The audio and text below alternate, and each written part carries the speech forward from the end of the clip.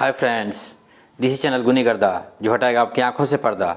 और आज पर्दा हटेगा चक्रवृद्धि ब्याज के कुछ अन्य महत्वपूर्ण प्रश्नों से। आज हम लोग देखेंगे, इसमें पहला जो प्रश्न है कि कोई धन चक्रवृद्धि ब्याज पर 3 वर्ष में अपने का 3 गुना हो जाता है, वही धन उसी दर से कितने वर्षों में 9 गुना हो जाएगा।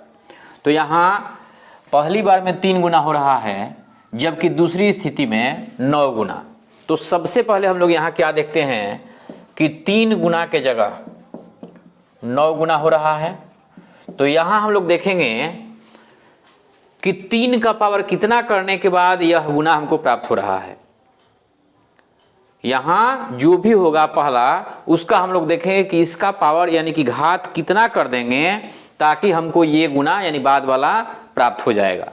तो जैसे कि आपको पता है कि अगर 3 का पावर 2 कर दें तो ये हमारा 9 गुना के बराबर हो जाएगा।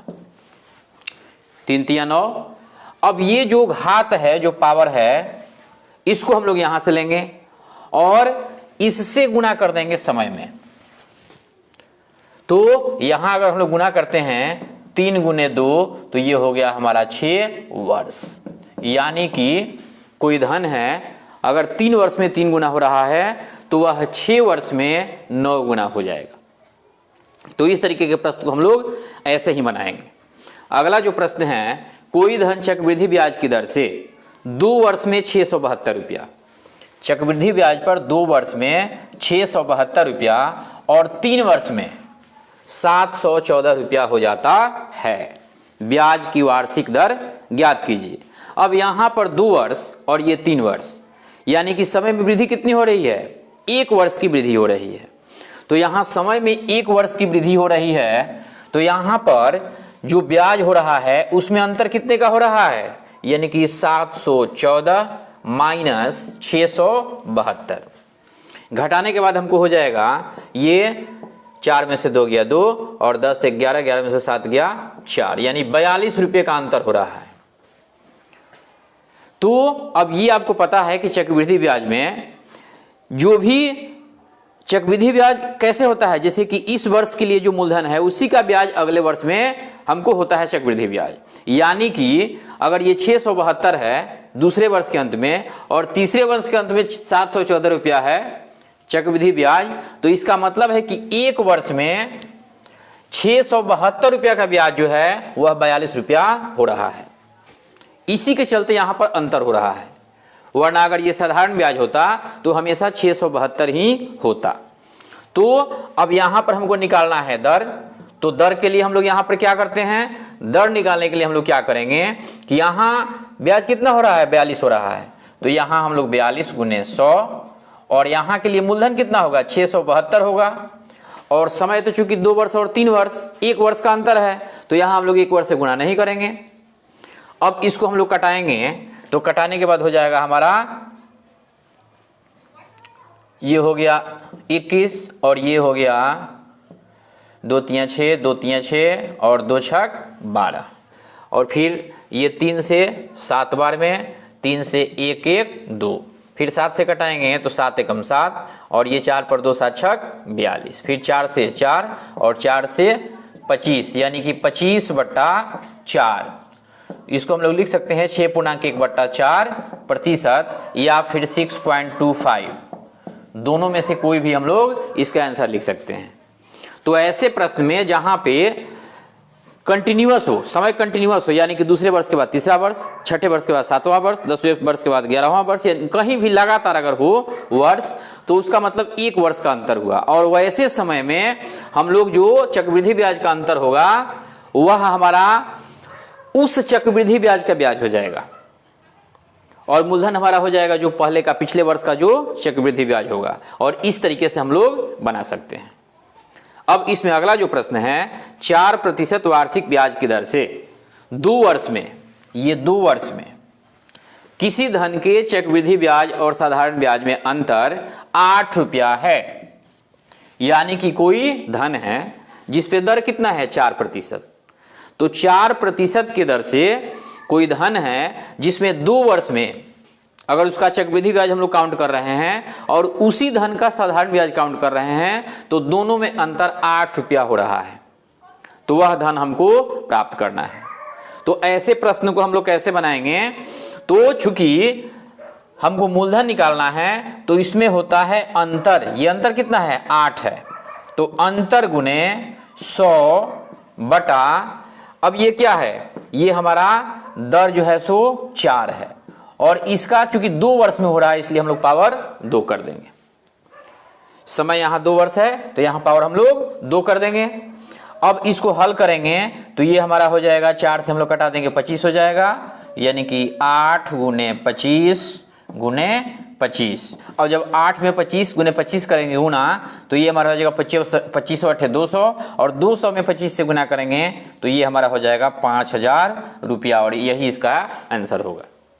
अब हम लोग देखेंगे 4000 रुपये का 8% वार्षिक ब्याज की दर से 2 वर्ष का चक्रवृद्धि ब्याज निकालना है यदि ब्याज छमाही से जोड़ा जाए। छमाही जोड़ने का मतलब होता है कहीं भी अगर हम लोग चक्रवृद्धि ब्याज जोड़ते हैं तो छमाही का मतलब होता है कि प्रत्येक 6 महीने के बाद, यानी कि साल में 2 बार चक्रवृद्धि ब्याज को गिनेंगे। तो अगर छमाही हो तो वहाँ समय में 2 से गुना करते हैं और दर में 2 से भाग देते हैं। यदि तिमाही हो तो वहाँ समय में 4 से गुना करते हैं और दर में 4 से भाग देते हैं और उसके बाद जाकर के हम लोग चक्रवृद्धि ब्याज का फॉर्मूला लगाते हैं। तो यहाँ पे चूंकि छमाही है तो यहाँ हमारा हो जाएगा मूलधन जो है सो 4000 तो वही रहेगा, लेकिन इसके बाद ये दर जो है सो 8% है तो इसमें हम लोग 2 से भाग दे देंगे तो ये हमारा हो गया 4% और ये समय जो है ये हमारा 2 वर्ष का है तो इसमें हम लोग 2 से गुना कर देंगे तो ये हमारा हो जाएगा 4 वर्ष। अब इसके बाद हम लोग फॉर्मूला लगा देंगे। तो चक्रवृद्धि ब्याज का फॉर्मूला जैसे होता है मूलधन गुने 100 प्लस दर यानी कि 4/100 और इसका पावर समय यानी कि 4 और माइनस 4000 घटा देंगे तो चक्रवृद्धि ब्याज हमारा निकल जाएगा। तो ये हो गया 4000 और ये 100/100 इसका पावर 4 माइनस 4000।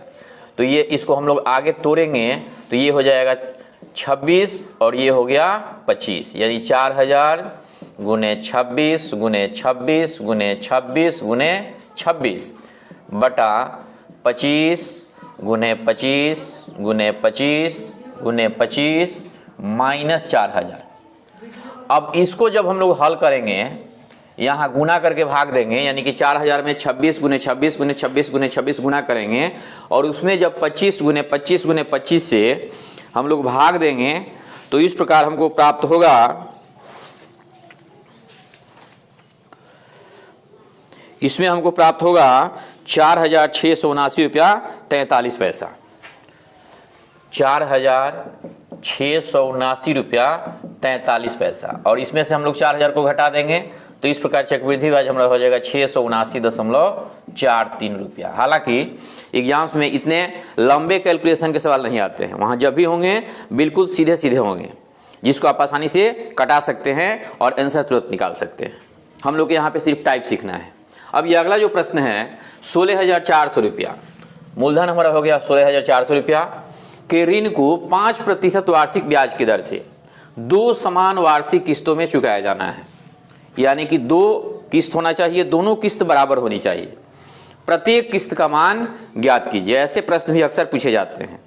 तो ऐसे प्रश्न के लिए हम लोग क्या करेंगे, क्योंकि किस्त 2 है तो अगर हम लोग किस्त को x मान लेते हैं तो यहां हमारा हो जाएगा x बटा 100 प्लस 5/100 फिर प्लस x बटा दूसरा किस्त है तो 100 प्लस 5/100 इसका स्क्वायर और कुल कितना लौटाना है 16,400 रुपया। तो ये हमारा हो जाएगा ये x बटा 105/100 और ये हो गया फिर प्लस x बटा 105 गुने 105 बटा 100 गुने 100 बराबर 16,400। इसको हम लोग तोड़ेंगे तो ये हमारा हो जाएगा 100x बटा 105 प्लस 100 गुने 100 x बटा 105 गुने 105 बराबर 16,400। यहाँ बट्टा का जोड़ करेंगे तो ये हमारा बट्टा का जोड़ हो जाएगा 105 गुने 105, एलसीएम होगा। अब यहाँ 105 से 105 में भाग दे 105 होगा, 105 से 100 x में गुना करेंगे, यानी कि 105 पर 00 x प्लस 1 पर 40 x बराबर 16,400। इसको जोड़ देंगे तो ये हमारा हो जाएगा 20,500 x बराबर 16,400 गुने 105 गुने 105।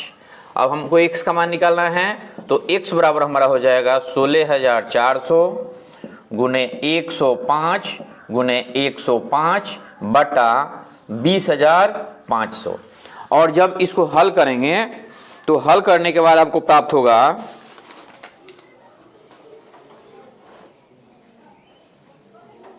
8,820 रुपया, यानी कि इसको हल करने के बाद प्राप्त हो जाएगा 8,820 रुपया, और यही प्रत्येक किस्त का मूल्य होगा।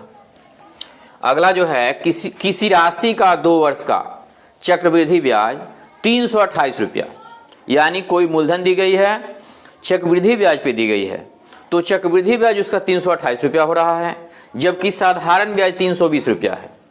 साधारण ब्याज यानी कि सिर्फ मूलधन के ऊपर ब्याज मिलता है, और चक्रवृद्धि ब्याज यानी कि ब्याज के ऊपर ब्याज, प्रत्येक वर्ष के लिए जो ब्याज होता है वो अगले वर्ष के लिए मूलधन हो जाता है। तो यहाँ अंतर हो रहा है, यह 328 रुपया हो रहा है और यह 320 रुपया हो रहा है।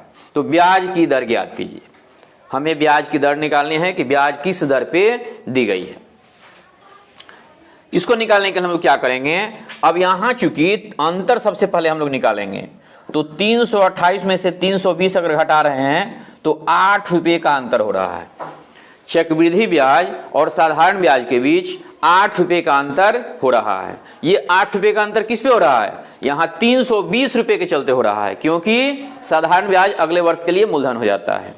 तो इसको निकालने के लिए हम लोग क्या करेंगे कि यहाँ पे समय चूंकि 2 वर्ष है, अंतर 8 रुपया है, तो 8 गुने 2 गुने 100 और बट्टा मूलधन कितना हो जाएगा 320। यहाँ 2 वर्ष है इसलिए यहाँ 2 से गुना कर दिए हैं। अब इसको हम लोग हल करेंगे, तो हल करेंगे तो ये हमारा हो जाएगा 8 से 8 चौका 32 40, और फिर 2 से 20, और 20 से 100 में भाग देंगे 5%। तो इसका आंसर हमारा होगा 5%, और यही दर होगा। मिलते हैं अगले क्लास में।